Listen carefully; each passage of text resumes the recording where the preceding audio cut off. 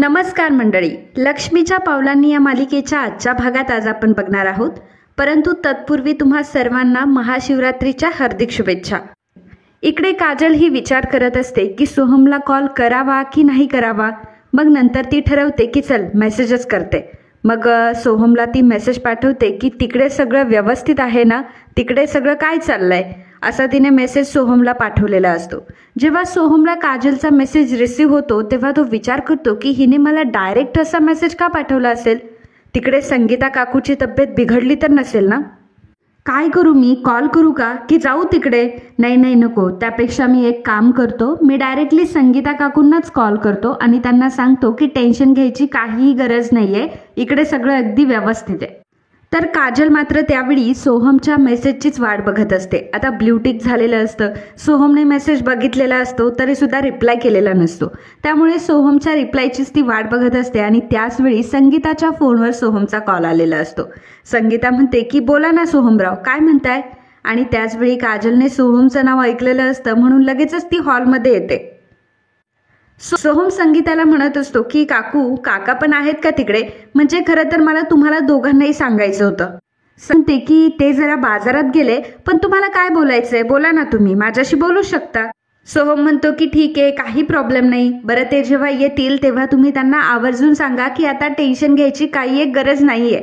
आता इकडे सगळ्या काही गोष्टी क्लिअर झाल्यात. त्याचं काय झालं ना, आमच्या ऑफिसमध्ये पेस्ट कंट्रोलची फवारणी झाली होती आणि केकचे तुकडे तिथे पडलेले होते. आता त्या केकच्या तुकड्यांवर सुद्धा फवारणी झाली म्हणूनच तिथे उंदीर मरून पडले होते.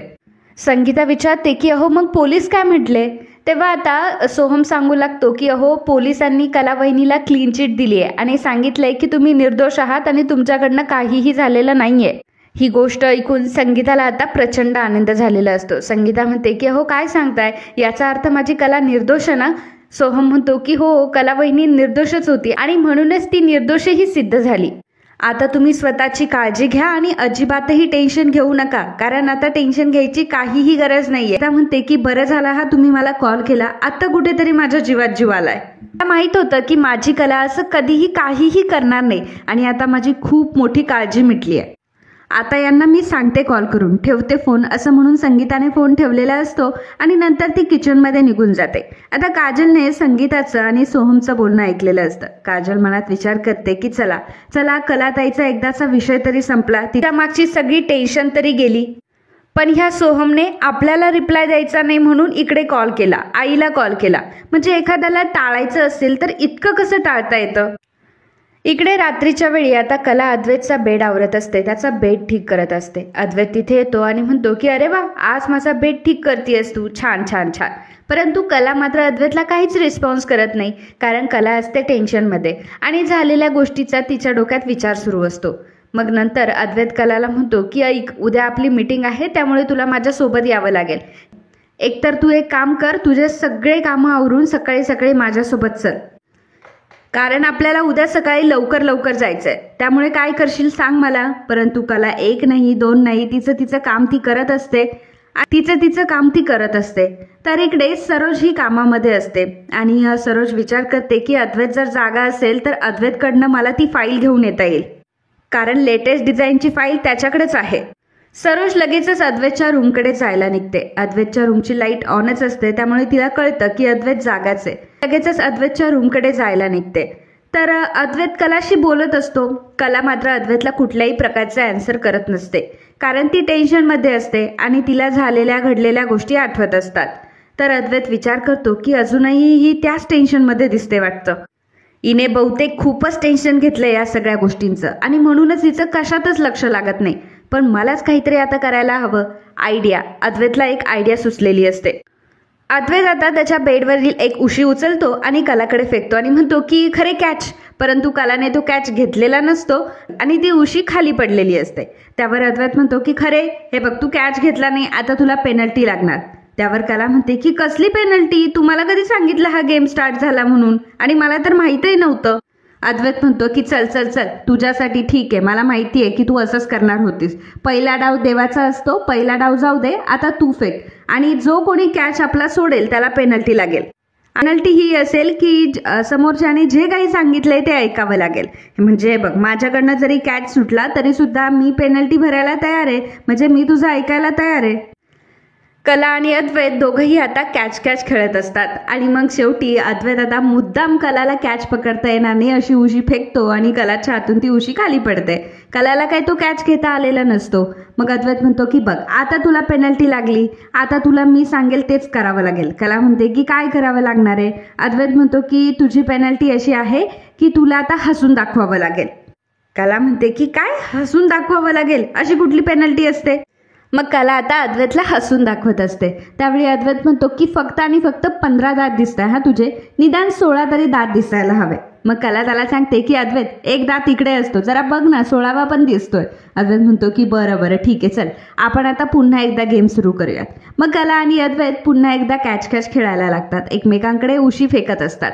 आता जेव्हा ते एकमेकांकडे उशी फेकत असतात त्याचवेळी सरोज तिथे आलेली असते आणि सरोज त्या दोघांना हा उशीचा खेळ खेळताना बघते. सरोज म्हणते की छी, हे काय चाललंय यांचं, आणि काय हा अद्वैत हे काय करतोय, अद्वैतला हे शोभतं का तरी करायला. मला एक कळत नाही की अद्वैत केव्हापासून एवढा चेंज झाला आणि खरंच हा अद्वैत आहे की असे फालतू गेम खेळतोय आणि ह्या मुलीसोबत उशी खेळतोय. सरोज त्या दोघांचा खेळ बघून तिथून रागाने निघून गेलेली असते. तर कला आणि अद्वैतचा उशीचा खेळ मात्र सुरूच असतो. एकमेकांकडे उशी फेकत असतात आणि कॅच करत असतात. आता त्यावेळी कलाने अद्वैतला एक जरा अवघड कॅच दिलेला असतो, तरी सुद्धा अद्वैत तो कॅच पकडतो. मग कला अद्वैतला म्हणते की अरे वा चांदेकर, भारी आहेस रे तू, एवढा अवघड कॅच होता तरी सुद्धा तू पकडलास. अद्वैत म्हणतो की मग कोण आहे मी, द ग्रेट अद्वैत चांदेकर, आणि तुला तर माहिती आहे ना, सक्सेसचं दुसरं नावच अद्वैत चांदेकर आहे. मग कला आता अद्वैतला पुन्हा एक कॅच फेकते. तर आता त्या कॅचमधून अद्वैतची उशी खाली पडलेली असते, म्हणजे त्याला कॅच पकडता आलेला नसतो. आला मोठा, सक्सेसचं नाव अद्वैत चांदेकर म्हणे. काय चांदेकर, एक साधा कॅच नाही घेता आलाय तुला, आता बघ, आता मी तुला जे सांगेल ते तुला करावं लागेल. कला अद्वैतला बोटं दाखवते. अद्वैत म्हणतो की बोटं कशाला दाखवतीयस तू, म्हणजे गुदगुल्या करायचा प्लॅन आहे का तुझा. हे बघ, खरे मला अजिबात गुदगुल्या करायच्या नाही, हा आधीच सांगून ठेवतो. कला म्हणते की नाही रे बाबा, नाही करत तुला गुदगुल्या, बरं चल तुझ्या भसाड्या आवाजात मला गाऊन दाखव. तर अद्वैत म्हणतो की बघ नाहीतर परत म्हणशील की मी का गायलो, आणि ह्या बोटांचा उपयोग पुन्हा तुझ्या कानात टाकायला. मी जर गाणं म्हणायला लागलो ना तर तुला हे बोटं कानात टाकावे लागतील. कला म्हणते की चल रे चांदेकर, तू भी काय याद रखेगा, आज तो तेरी बारी है, चल तूच गाणं म्हण.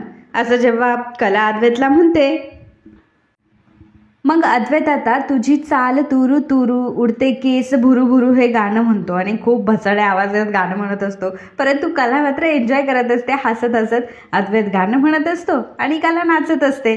अद्वैतलाही खूप मजा येत असते की कला त्याच्या गाण्यावर नाचतीये म्हणून. आता दोघांचा मस्तपैकी असा खेळ रंगलेला असतो. त्यानंतर पुन्हा त्यांचा खेळ चालू होतो. पुन्हा त्यांची पिलो पासिंग सुरू होते. एकमेकांना ते कॅच देत असतात आणि मग आता यावेळी कला हारते. कलाच्या हातून कॅच सुटलेला असतो. मग अद्वैत म्हणतो की आता मी तुला चिमटे काढणार. कला म्हणते की चांदेकर हे अजिबात बरोबर नाहीये, मी तुला गुदगुल्या केल्या का बरं, नाही केल्या ना, मग आता तू का मला चिमटे काढणार. तेव्हा अद्वैत म्हणतो की आता माझी टर्न आहे, मी काहीही करेल. आणि असं म्हणून आता अद्वैत उठतो आणि कलाला चिमटे काढण्यासाठी पळतो. कला बेडमध्ये पळत असते, इकडे तिकडे अद्वैत तिच्या मागे पळत असतो. तिला चिमटे काढायला तोही आतुर झालेला असतो. अद्वैत हा कलाच्या मागे पळत असतो तिला चिमटे काढण्यासाठी आणि शेवटी अद्वैतने कलाला पकडलेलं असतं. कला म्हणत असते की चांदेकर नाही. अद्वैत तिला चिमटे काढतो आणि त्यामध्येच तिच्या बोटाला धक्का लागतो. जे बोट तिचं मिक्सरमध्ये गेलेलं असतं त्या बोटाला तिला धक्का लागलेला असतो आणि कला ओरडते. तर अद्वैत लगेचच आता कलाचं बोट बघतो आणि तिला विचारतो की दुखतंय का खूप, आणि असं म्हणत तिच्या बोटावर फुंकर घालत असतो. त्यावेळी अद्वैत एवढा क्यूट वाटत असतो. कला ही अद्वैतकडेच बघत असते आणि अद्वैतच्या नजरेत, अद्वैतच्या डोळ्यात तिला स्वतःबद्दल किती काळजी आहे हे दिसत असतं. आता अद्वैतलाही कळतं की आपण कलाच्या खूपच जवळ उभं आहे आणि हिची खूपच काळजी करतोय. त्यामुळे अद्वैत थोडासा मागे येतो. मग कलाही जरा बाजूला जाते. दोघंही एका कोपऱ्यामध्ये जाऊन लाजत असतात. मग अद्वैत कलाला विचारतो की मला माहिती आहे तू सुरुवात केली होती ना या सगळ्या गोष्टींची. कला म्हणते की काही काय चांदेकर, मी कधी सुरुवात केली. अद्वैत म्हणतो की असं कसं, तू मला मगाशी बोटं दाखवत होतीस ना आणि मला गुदगुल्या करायलाच बोटं दाखवली होतीस ना तू.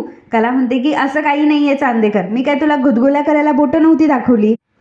मग अद्वैत आता कलाकडे अचानक उशी फेकतो आणि म्हणतो की खरे कॅच. आता कलाच्या हातून ऑब्व्हियसली तो कॅच सुटलेला असतो आणि टेबलवर जाऊन उशी पडते. तेव्हा कला म्हणते की चांदेकर, आपण उशी खेळतोय, आपण काही भालाफेक खेळत नाहीये एवढ्या जोरात मारायला. त्यावर अद्वैत म्हणतो की चल चल चल ठीक आहे असं म्हणत कला आता तिचे बोटं दाखवायला सुरुवात करते अद्वैतला. मग अद्वैत म्हणतो की नाही खरे अजिबात नाही, तू बोटं का दाखवतीयस मला, म्हणजे याचा अर्थ तुला मला गुदगुल्या करायच्या ना.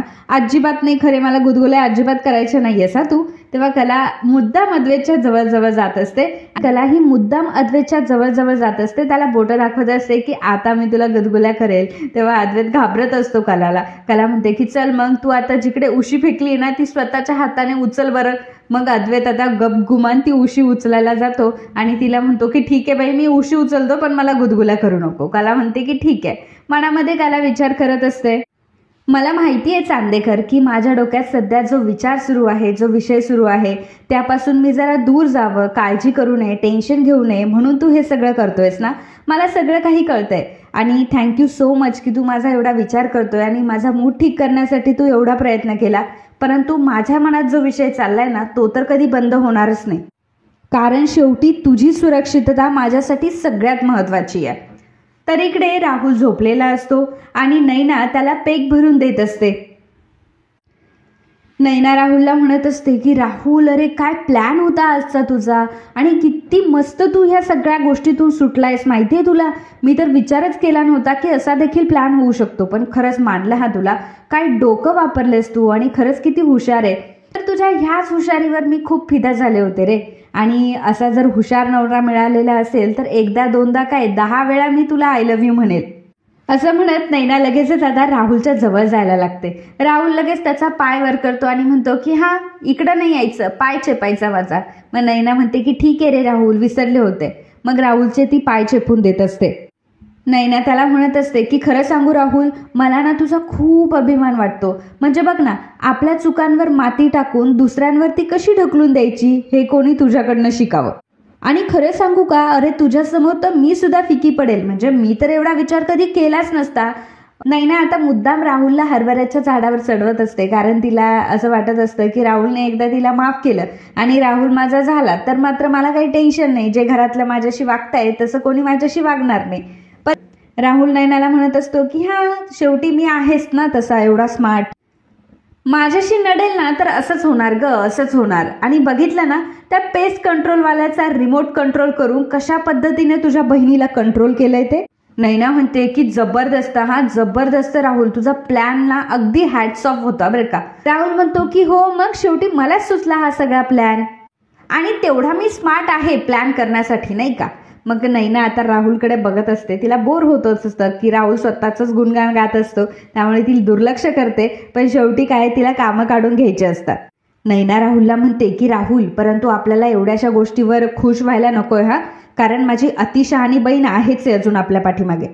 पण अरे आपली स्वप्न तर खूप मोठी आहेत ना. आणि मी तुला सांगितलं तो तिसरा धोका काहीही करून आपल्या नजरेआड होता कामा नये. आणि तुला सांगतेय राहुल की कला आणि अद्वैत सोबत त्या सोहमला अजिबात विसरू नकोस. राहुल नैनाला म्हणतो की मला नाही शिकवायचं, राहुलला कोणी शिकवायचे कामं नाही करायचे. आणि हो, त्याबद्दलचा प्लॅन मी ऑलरेडी करून ठेवलाय, तो प्लॅन आहे माझ्या डोक्यात.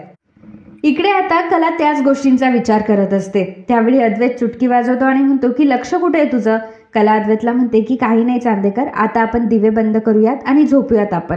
त्यावेळी अद्वैत विचार करत असतो की आता हिला मध्ये काय झालं, आता हिचा मूड ठीक होता ना, आता काय झालं हिला. ही खरे म्हणजे ना अक्षरशः विचित्र प्रकारे, काय करावं हिचं काही कळत नाही. मग कला आता झोपायला घेते. त्यावेळी अद्वैत म्हणत असतो की खरे हे बघ, मी तुला सांगतो की तू बोललीस काय नाही बोललीस काय ठीक आहे, परंतु तुझा मूड ठीक कर पहिल्यांदा. काय आहे ना, उद्याची मीटिंग आहे आणि त्यामुळे कामावर फोकस असणं मला जास्त आवडतं. उगाचच डिस्टर्ब होऊन तू जर मीटिंगला येशील तर मग मीटिंग खराब होईल ना आपली. हे बघ, आता फोकस राहा आणि शांतपणे झोपून घे, असं म्हणत अद्वैत लाईट्स ऑफ करतो. मग कला ही झोपून घेते, परंतु तिला झोप येत नसते. ती विचार करत असते की आबांनी सांगितले पोलिसांना की ही केस बंद करून टाका आणि यावर आता काही डिस्कशन होणार नाही, परंतु हा विषय संपणारच नाहीये. मला माहितीये की हे कोणीतरी ना मुद्दाम करताय आणि राहुलचं काय चाललंय हे भलतंच. मध्येच याने पेस्ट कंट्रोलचं का काढलं असेल आणि ऑफिसमध्ये पेस्ट कंट्रोल कोणालाही न सांगता कधीपासून करायला लागला आणि जेव्हा मी त्याला ह्या सगळ्या गोष्टी विचारल्या तेव्हा वेळेवर त्याला बोलायलाही काही सुचत नव्हतं. आणि रोहिणी मॅडम उगाचच का माझ्यावर एवढ्या भडकल्या, म्हणजे काही विषय नसताना सुद्धा इतक्या का मला बोलत होत्या. ह्या दोघांच्या वागण्यात ना मला काहीतरी गडबड जाणवतीये. परंतु आता यावर फक्त एकच उपाय आहे की यापासून सावध राहणं. या दोघांपासूनही मलाही सावध राहावं लागेल आणि मला अद्वैतलाही सावध ठेवावं लागेल. तर आता सकाळ झालेली असते. कला सकाळी सकाळी अंघोळ करून येते आणि अद्वैतकडे ती बघत असते. तिचे केसही ओलेच असतात. अद्वैतकडे ती फार प्रेमाने बघत असते आणि तिला भूतकाळातले काही गोड क्षण आठवत असतात की कशा प्रकारे अद्वैतने त्या गुंडांच्या मागे जाऊन गणपतीच्या मूर्त्या आणल्या होत्या, ज्या की मूर्त्या विकायच्या होत्या. तेव्हा सुद्धा अद्वैत तिच्यासाठी धावून गेला होता, तेही स्वतःच्या जीवावर खेळून. त्यानंतर त्याने खरेंचं घर सुद्धा विकत घेतलं, कारण खरेंना बँकेचे हप्ते भरावे लागू नये म्हणून. तोही क्षण कलाला व्यवस्थित आठवत असतो. हळदी कुंकवाच्या वेळी जेव्हा बायका घरी आल्या होत्या तेव्हा सुद्धा अद्वैतने माझ्या आईची, माझ्या बाबांची, माझी बाजू घेऊन त्या बायकांशी तो भांडला आणि त्यांना एज्युकेट सुद्धा केलं या बाबतीत. आणि ज्यावेळी अवॉर्ड फंक्शन झालं त्यावेळी मात्र अवॉर्डचं सगळं क्रेडिट त्याने मला देऊन टाकलं. आणि तिला ही गोष्ट आठवत असते की जेव्हा मी अद्वैतला विचारलं होतं की काय पाहिजे तुला माझ्याकडनं, अद्वैत म्हटला होता की त्याला काहीतरी चमचमीत जेवण हवंय. म्हणजे अद्वैतच्या इच्छा सुद्धा किती छोट्या असतात, म्हणजे किती छोट्या गोष्टींमध्ये तो खुश होतो. या सगळ्या गोष्टी कलाला आठवत असतात. मग कला त्याच्याकडे बघत असते आणि म्हणत असते की एखादं बाळ असतं ना, जे आगाऊ असतं, खूप नॉटी असतं, खूप त्रास देणारं असतं, पण तेवढंच ते गोंडस असतं. अगदी तसा आहे हा अद्वैत. आणि कितीही जरी विचार केला ना, की फार विचार केला तरी सुद्धा याच्यावर आपण जास्त रागवूच शकत नाही, कारण मला माहिती आहे की अद्वैत मनाने खूप चांगला आहे. आता कला तोच सगळा विचार करत असताना अद्वैतकडे बघून लाजते आणि मग नंतर पुन्हा एकदा मागे आरशाकडे फिरते. नेमका तिचा पदर अद्वैतच्या खाली अटकलेला असतो आणि अद्वैत त्यावेळी हलतो आणि पदरामुळे कला अद्वैतकडे खेचली जाते आणि ती अद्वैतच्या डायरेक्टली अंगावर पडते. अद्वैत कलाकडे बघत असतो आणि कला अद्वैतकडे बघत असते. आता त्याच वेळी अद्वैत मोठमोठ्याने खोकायला लागतो, तर कला पटकन बाजूला होते. अद्वैत म्हणतो की काय बाई आहेस की कोण आहे, असं कोण अंगावर येतं, असं कोण अंगावर पडतो, काय स्वतःला हिरोईन समजतेस की काय तू? आणि तुझे केस माझ्या नाकात गेले ना, आणि आता मला शिंकाही यायला लागलाय, असं म्हणून अद्वैत मुद्दाम शिंकत असतो. कला म्हणते की काय चांदेकर रे, किती खोटं बोलशील, किती नाटकं करशील, आता तुला शिंका आली आहे. उगाचच काही पण नाटकं करू नकोस, खोट्या शिंका काढू नकोस. तुला जर शिंका यायची असती तर आधीच आली असती. आणि तसंही एवढं काही धपकन मी तुझ्या अंगावर पडले नाहीये हा. तेव्हा अद्वैत म्हणतो की मग काय तू एखाद्या पिसासारखी हलकी वगैरे आहे की काय, स्वतःला काय एवढी हलकी समजतेस का तू? कला अद्वैतला म्हणते की हो चल चल चल, एवढं नको बोलूस. आणि तसंही अगदीच मी पिसासारखी आहे असं मी नाही म्हटलं, परंतु तुला लागणार नाही एवढं तर नक्की. आणि हो, मी तुझ्यामुळेच पडले हा. तेव्हा अद्वैत म्हणतो की अरे वा, म्हणजे पडायचं तर पडायचं आणि वरून सगळा ब्लेम माझ्यावर टाकून द्यायचा. बरं आहे हा खरे तुझं. कला म्हणते की गप्प बस चांदेकर, तू काय एवढे टोमणे मारू नकोस मला, आणि तू काय कुठला हिरो वगैरे नाहीयेस. आणि काय तर म्हणे तुझे केस माझ्या नाकामध्ये गेले आणि म्हणून मला लागलं, काहीही सांगतोस आपलं. आणि तुझ्या दाढीचं काय, तुझी दाढी टोचली ना माझ्या गालाला, उगाच नाटकं करत असतो. आधीच मी एवढी छान अंघोळ करून आले होते, केस धुवून आले होते, आणि तू असा घाणेरडा पारूसा. अद्वैत म्हणतो की जा चल, माझ्यासाठी कॉफी बनवणार. कला म्हणते की कॉफी तुझ्यासाठी, चल मग प्लीज म्हण मला. अद्वैत म्हणतो की प्लीज, आणि मी आणि तुला हट. कला म्हणते की बघ, मग हवी नसेल लागत तर नको म्हणूस बाबा. अद्वैत म्हणतो की खरंच किती इरिटेटिंग आहेस ग तू. कला म्हणते की बघ, तुला कॉफी हवी की नको.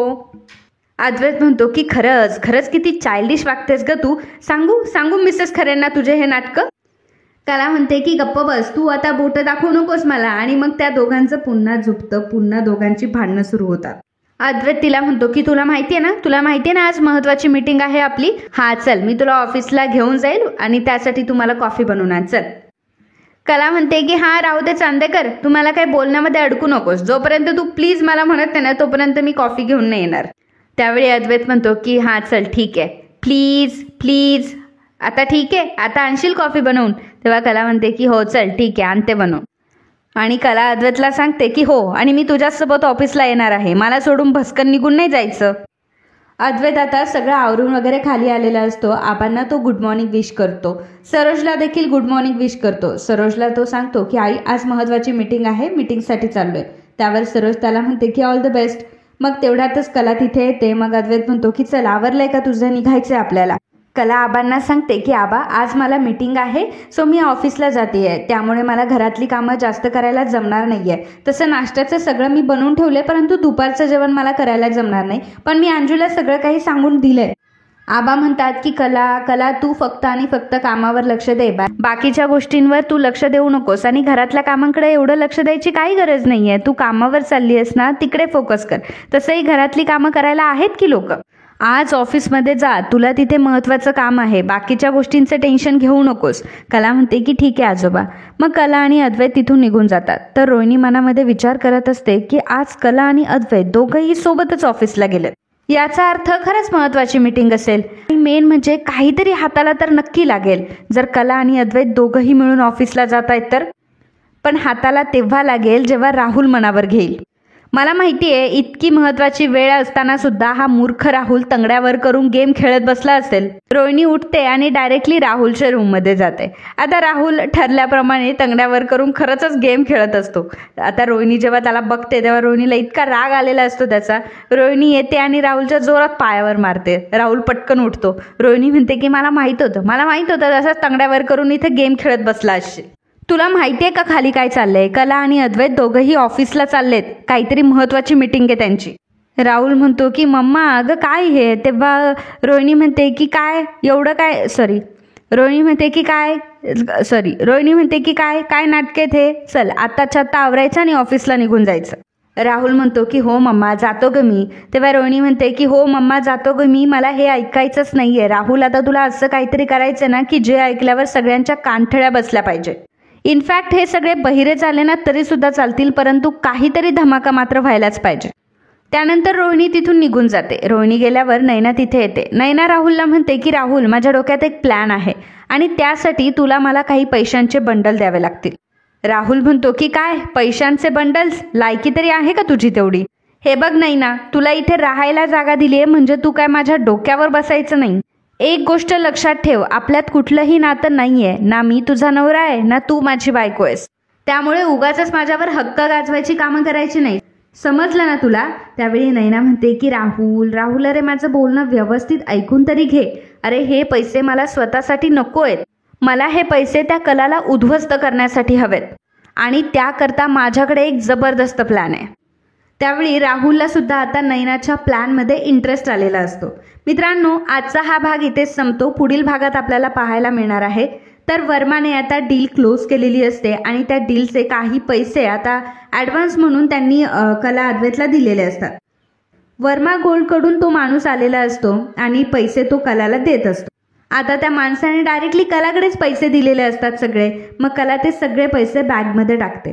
त्यावेळी सरोज आणि रोहिणी दोघींनी सुद्धा हे बघितलेलं असतं. तर ज्यावेळी रोहिणी, राहुल, सरोज आणि बाकीचे एम्प्लॉई उभे असतात त्यावेळी अद्वैतला वर्माकडून कॉल आलेला असतो. वर्मा ज्वेलर्सकडनं कॉल आलेला असतो. त्यावेळी ते डिझाईन्सबद्दल विचारतात.